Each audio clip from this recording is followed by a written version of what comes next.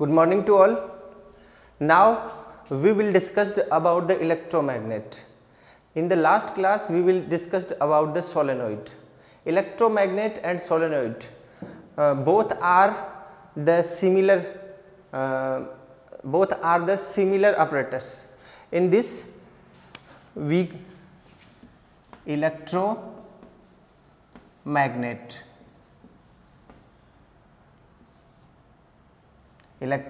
that means electro plus magnet, ठीक है। That means electricity से बनने वाली मैग्नेट को हम इलेक्ट्रोमैग्नेट बोलते हैं, ठीक है। देखिए रियल में अगर आपको बताया जाए कि हम एक सोलेनॉइड के बारे में बात करें, लास्ट क्लास में जो मैंने आपको बताया था उस सोलेनॉइड में हमने क्या किया था। देखिए यहाँ पे इस तरीके से हमारे पास एक सोलेनॉइड था, ये हमारे पास एक सोलेनॉइड है। अब इसी सोलेनॉइड के अंदर हम लोग अगर कोई सॉफ्ट आयरन का कोर लगा दें, जैसे मान लीजिए ये कोई सॉफ्ट आयरन का कोर लगा दिया हमने इस तरीके से, और यहाँ से इसको हमने करंट से कनेक्ट कर दिया। ये इस तरीके से मान लीजिए हमारा बैटरी लगी हुई है, करंट इस तरीके से इसके अंदर फ्लो होगा। दैट मीन्स करंट की जो डायरेक्शन है वो ये इस तरीके से हो जाएगी। तो उस केस में क्या होता है, उस केस के अंदर हमारा जो ये अपरेटस जो बना है, इस अपरेटस में दो चीजें काम करेंगी। एक तो है ये soft iron core. Soft iron core मतलब दैट मीन्स फेरोमैग्नेटिक मटेरियल। आप फर्दर क्लास में जाएंगे तो आपको पता चलेगा कि फेरोमैग्नेटिक मटेरियल क्या होता है।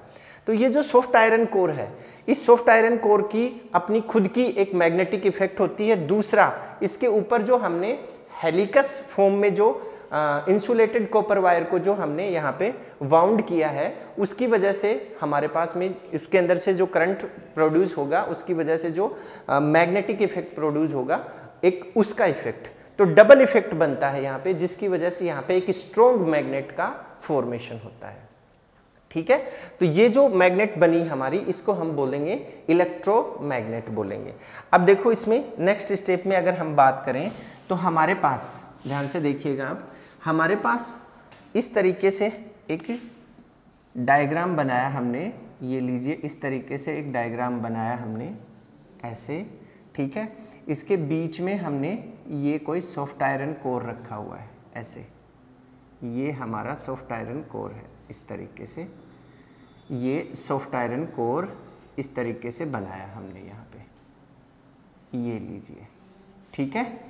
अब इस सॉफ्ट आयरन कोर के अंदर से ये पॉजिटिव नेगेटिव और इस तरीके से हमने एक बैटरी से इसको कनेक्ट किया। ये हमारे करंट की डायरेक्शन हो गई। अब देखो इसमें होता क्या है, इसमें जब मैग्नीट्यूड ऑफ करंट का जो मैग्नीट्यूड है उसको जितना ज़्यादा इंक्रीज करेंगे तो इस वायर के चारों तरफ बनने वाली जो मैग्नेटिक फील्ड है वो उतनी ही ज़्यादा स्ट्रॉन्ग बनेगी, और जितनी ज़्यादा मैग्नेटिक फील्ड स्ट्रॉन्ग बनेगी उतना ही ज़्यादा ये इफेक्ट हमें शो करेगा। किस चीज़ का इफेक्ट? मैग्नेट का इफेक्ट। मैग्नेटिक प्रॉपर्टी जो है इसकी वो उतनी ही ज़्यादा होगी। सेकंड थिंग, अगर ये जो नंबर ऑफ टर्न्स है, ये जो नंबर ऑफ टर्न्स हमने यहाँ पे बनाए हैं, ये जितने ज़्यादा यहाँ पे होंगे उसकी जो स्ट्रेंथ है मैग्नेटिक फील्ड की वो उतनी ही स्ट्रॉन्ग होती जाएगी। सेकेंड थिंग, तो नंबर ऑफ टर्न्स बढ़ने से भी मैग्नेटिक स्ट्रेंथ बढ़ रही है, उस केस में भी ये जो मैग्नेट है ये स्ट्रॉन्ग मैग्नेट बनेगा। थर्ड चीज है जो पोलैरिटी है अपनी, नॉर्थ पोल और साउथ पोल। देखिए सबसे पहले हम बात करते हैं कि पोल यहाँ पे कैसे बनेंगे, उस चीज को हमें देखना है। तो उसके लिए एक बार डायग्राम में थोड़ा सा हल्का सा मैं यहाँ पे थोड़ा चेंज करता हूँ। जैसे मेरे पास में ये कोई सॉफ्ट आयरन कोर है, इसमें हमने जो वायर इसके चारों तरफ लगाया उसको मैं ऐसे दिखा रहा हूं।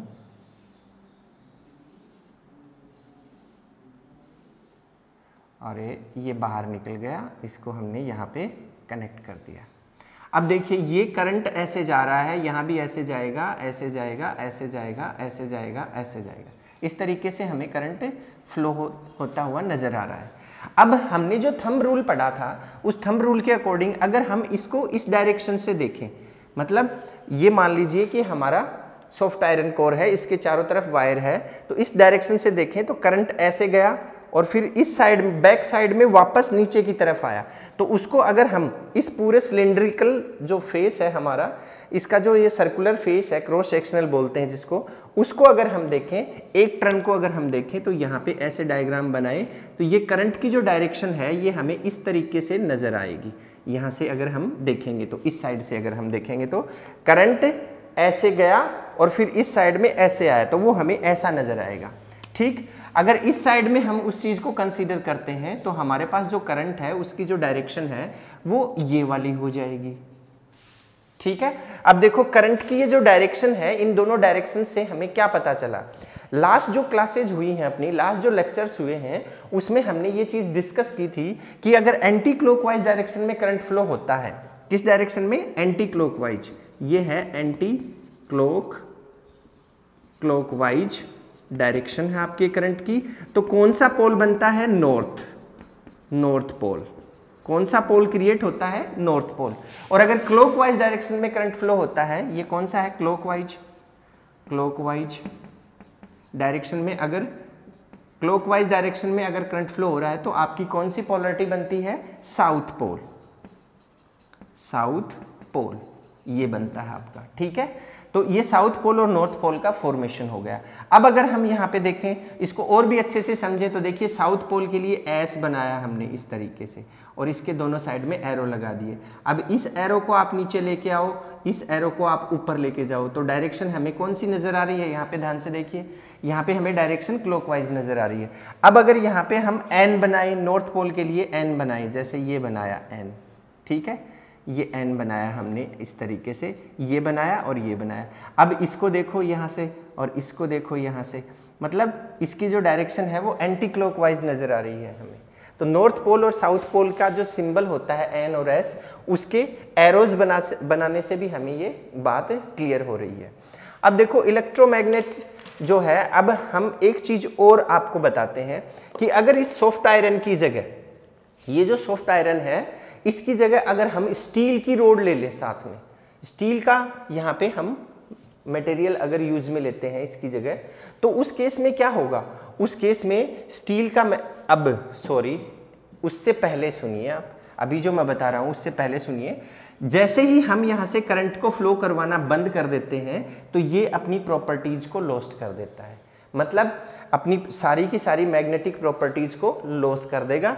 ये एक सिंपल, जैसे पहले था एक कंडक्टर, वैसा का वैसा ही बन जाएगा ये, इसमें कोई भी मैग्नेटिक प्रॉपर्टी शो नहीं होगी।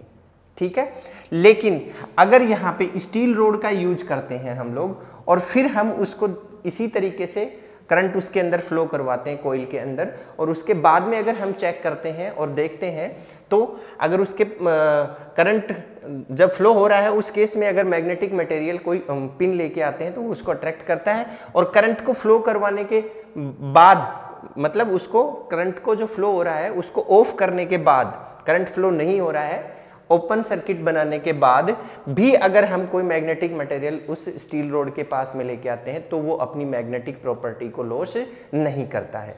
उस केस में ये क्या बना है, उस केस में ये परमानेंट मैग्नेट बना है। लेकिन अगर यहाँ पर हम सॉफ्ट आयरन कोर को यूज लेते हैं तो ये कैसा मैग्नेट बना है, एक टेम्परेरी मैग्नेट बना है। और ये जो मैग्नेट होता है ये बहुत ही पावरफुल मैग्नेट होता है।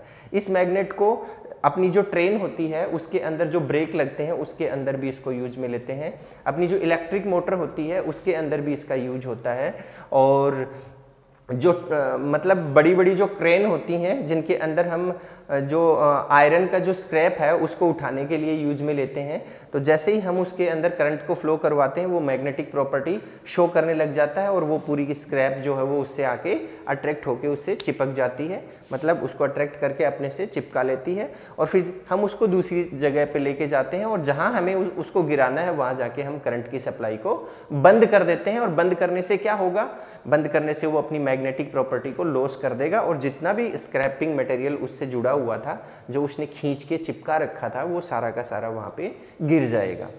और भी बहुत सारे इसके यूजेज होते हैं, जैसे और बताऊं तो आपको जो हमारा जो मतलब किसी भी पेशेंट की आंख में अगर कोई भी मतलब आयरन से रिलेटेड या मैग्नेटिक मटेरियल से रिलेटेड कोई भी अगर आंख के अंदर कुछ भी कचरा गिर जाता है तो उस कचरे को भी साफ करने के लिए हम इलेक्ट्रोमैग्नेट का ही यूज करते हैं। अब इसके बाद नेक्स्ट जो स्टेप आती है उसमें जो स्टील वाला मैंने आपको एग्जांपल बताया वो परमानेंट मैग्नेट का है, और जो ये वाली जो चीज़ मैं आपको बता रहा हूँ ये कौन सा है, इलेक्ट्रोमैग्नेट का है। ये टेम्परेरी मैग्नेट होती है और इस टेम्परेरी मैग्नेट से हम बहुत सारी जगह पे इसका यूज कर सकते हैं, जैसा कि अभी मैंने आपको बताया है। अब देखिए इसके बाद आगे चलते हैं। इसकी डिपेंडेंसी जो है वो डिपेंडेंसी अभी अभी मैंने आपको बताई, उस डिपेंडेंसी से रिलेटेड कुछ बातें मैं आपको और बताता हूँ। देखिए ध्यान से सुनिएगा आप। जैसे डिपेंडेंसी जो है इस इलेक्ट्रोमैग्नेट की वो क्या होगी, सबसे पहले जैसे बी क्या है, स्ट्रेंथ ऑफ मैग्नेट। बी को हमने यहाँ पे स्ट्रेंथ ऑफ मैग्नेट मान लिया। किसकी स्ट्रेंथ, मैग्नेट इलेक्ट्रोमैग्नेट की स्ट्रेंथ मान लिया यहाँ पे, ठीक है। तो बी जो है वो डायरेक्टली प्रोपोर्शनल होगा आई के। दैट मीन्स जितनी ज़्यादा आपको स्ट्रेंथ बनानी है इलेक्ट्रोमैग्नेट की, ये जो आपका इलेक्ट्रोमैग्नेट है यहाँ पे इस तरीके से, एक सेकेंड, ये जो आपका इलेक्ट्रोमैग्नेट है यहाँ पे इस तरीके से,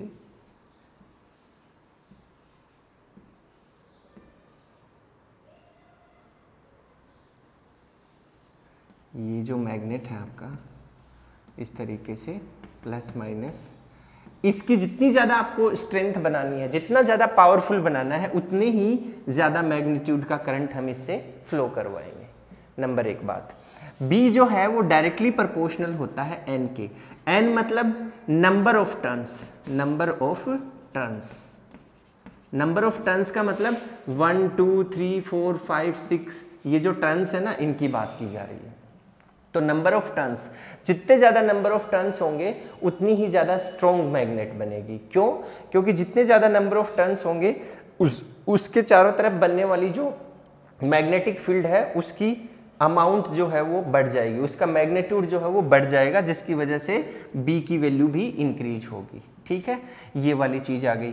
अब एक चीज़ और बताता हूँ, B inversely proportional to D. ये डी क्या है? डी है जो पोलैरिटी है आपकी। जैसे हम एक बार मैग्नेट लेते हैं, ये एन है और ये एस है। अब यहाँ से एन से निकल के यहाँ पे आई, आपकी जो फील्ड लाइन है वो इस तरीके से यहाँ पे ऐसे इस तरीके से आती हैं। तो इन दोनों के बीच में ये जो एयर डिस्टेंस है, ये बीच वाली, ठीक है, ये एयर डिस्टेंस ही डी मानते हैं हम। ये जितनी ज़्यादा होगी, जैसे ये एक आपका बार मैग्नेट है, जैसे एक हॉर्स शू मैग्नेट लेते हैं अपन। जैसे मान लीजिए ये आपका एक हॉर्स शू मैग्नेट है, इस तरीके से हॉर्स शू मैग्नेट है, ये एन है और ये एस है। इसकी जो फील्ड लाइन है वो इस तरीके से होती है। देखिए इसकी फील्ड लाइन इस तरीके से होती है। इनके बीच की जो डिस्टेंस है, एयर डिस्टेंस, वो बहुत कम है रादर देन दिस वन। समझ में आ रही है? तो एयर डिस्टेंस की वजह से भी बी डिक्रीज होता है, तो हमें एयर डिस्टेंस भी कम से कम रखनी पड़ेगी इसके अंदर जो एयर पोलैरिटी जो है उनके बीच की जो डिस्टेंस है वो कम से कम रखनी पड़ेगी।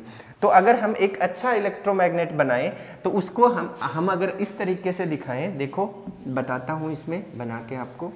अगर उसको हम इस तरीके से दिखाएं, यहाँ पे हमने ऐसे बहुत सारी नंबर ऑफ टर्न्स दिखा दिए बहुत ज़्यादा, और उसकी डिस्टेंस रख ली थोड़ी कम, और भी ज़्यादा दिखाता हूँ मैं आपको।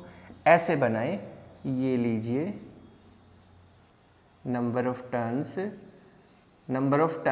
Per unit length, number of turns per unit length बहुत ज़्यादा बनाए हैं हमने इस तरीके से।